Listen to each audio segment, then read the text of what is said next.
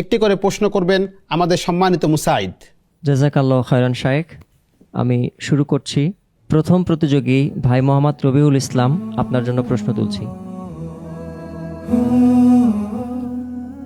আপনার জন্য প্রশ্ন হচ্ছে, মুসলমান ভাই তার আরেক ভাইয়ের জন্য আয়না স্বরূপ এ সম্পর্কে একটি হাদিস অর্থসহ বলবেন। عن أبي هريرة رضي الله عنه قال المؤمن مرآة أخيه إذا رأى عيبا فيها أصلحه। জি, অর্থটি জানাবেন।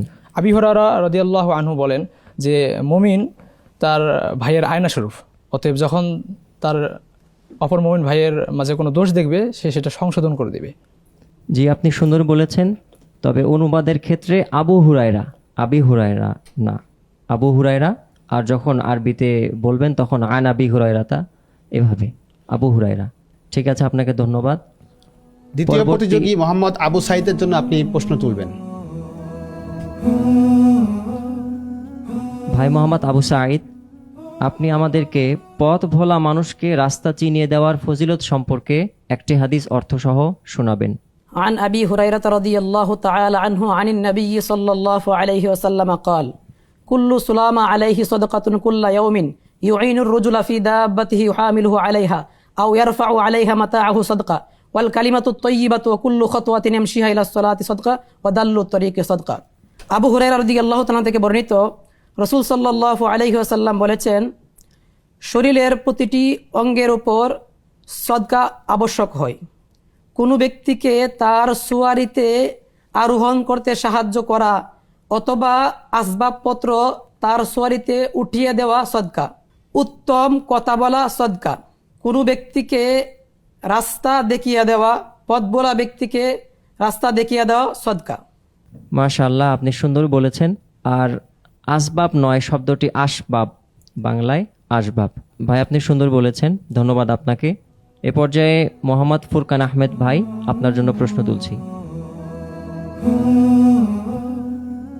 ভাই মোহাম্মদ ফুরকান আহমেদ, আপনি জুলুম নির্যাতন সম্পর্কে একটি হাদিস অর্থসহ শোনাবেন। عن ابن عمر رضي الله تعالى عنهما عن النبي صلى الله عليه وسلم قال الظلم ظلمات يوم القيامة متفق عليه। হযরত ইবনে ওমর রাদিয়াল্লাহু তাআলা আনহুমা থেকে বর্ণিত, রাসূলুল্লাহ সাল্লাল্লাহু আলাইহি ওয়াসাল্লাম বলেছেন, জুলুম কিয়ামতের দিন ভীষণ অন্ধকার হয়ে আবির্ভূত হবে। হাদিসটি ইমাম বুখারী ও মুসলিম রাহিমাহুমুল্লাহ তাদের সহিহ গ্রন্থে উল্লেখ করেছেন।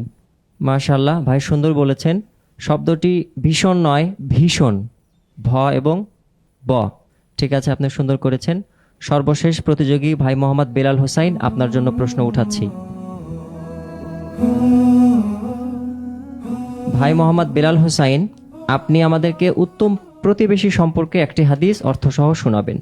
عن عمرو بن العاص رضي الله عنه قال قال رسول الله صلى الله عليه وسلم خير الأصحاب عند الله تعالى خيرهم لصاحبه وخير الجيران عند الله تعالى خيرهم لجاره। হাদিসটি আদাল মুফরাদে এসেছে।